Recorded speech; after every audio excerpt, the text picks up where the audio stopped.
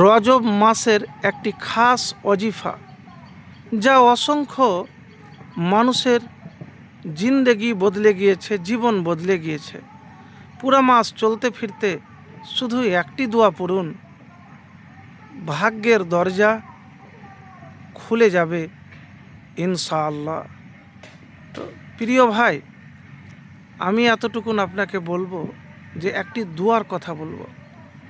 সে দোয়াটি হলো একটি জনপ্রিয় বা বিখ্যাত একটি দোয়া। তো সেই দোয়াটি হলো আল্লাহুম্মা বারিক লানা ফি রজাবি ওয়া সাবান ওয়া বাল্লিগনা রমাদান। এর অর্থ হলো, হে আল্লাহ, রজব ও সাবান মাসে আমাদের জন্য বরকত দিন এবং আমাদের রমজান পর্যন্ত পৌঁছে দিন। প্রিয় ভাই, এই দোয়া যদি পাঠ করেন তাহলে হতে পারে বরকতের দরজা খুলে যাবে। আপনি রোজগার করছেন, কিন্তু রোজগার করার পরও হাতে টাকা থাকে না, সব টাকা ফুরিয়ে যায়। তো এতটুকুন বলবো যে আপনি এই দোয়াটি পাঠ করবেন। আরেকটি কথা আপনাকে বলবো, যে কথা হলো যে দুরূদ শরীফ পাঠ করবেন। কি করবেন? দুরূদ শরীফ পাঠ করবেন। আল্লাহুম্মা সাল্লি আলা মুহাম্মাদিন ওয়া আলা আলি মুহাম্মাদ কামা সাল্লাইতা আলা ইব্রাহিমা ওয়া আলা আলি ইব্রাহিমা ইন্নাকা হামিদুম মাজিদ। আল্লাহুম্মা বারিক আলা মুহাম্মাদিন ওয়া আলা আলি মুহাম্মাদ কামা বারাকতা আলা ইব্রাহিমা ওয়া আলা আলি ইব্রাহিমা ইন্নাকা হামিদুম মাজিদ। তো আমি যে দোয়াটির কথা বললাম, আনাস রাদিয়াল্লাহু তাআলা বর্ণনা করেছেন যে রাসূলুল্লাহ সাল্লাল্লাহু আলাইহি সাল্লাম রজব মাস আসলে এই দোয়া পড়তেন, আল্লাহুম্মা বারিক লানা ফি রাজাবা ওয়া সাবানা ওয়া বাল্লিগনা রমাজান।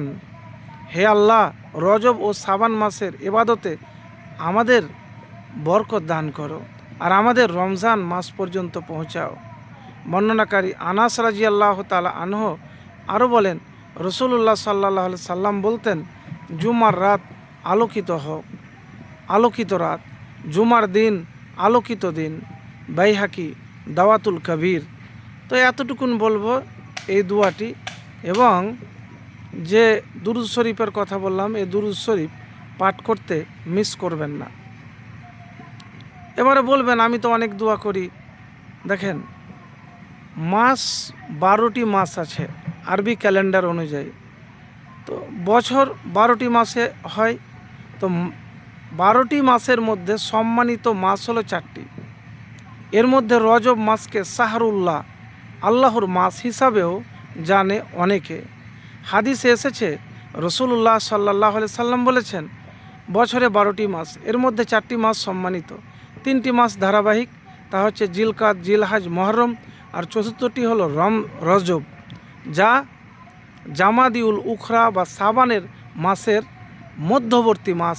এটি বুখারী শরীফের হাদিস। তো এই সম্মানিত মাসে আপনি কি করবেন? আল্লাহর কাছে দোয়া করবেন হাত উঠিয়ে। একবার দোয়া করে দেখুন, ইনশাআল্লাহ যদি দোয়া কবুল হয়ে যায়, আপনার জিন্দেগি, জীবন পাল্টে যাবে, বদলে যাবে।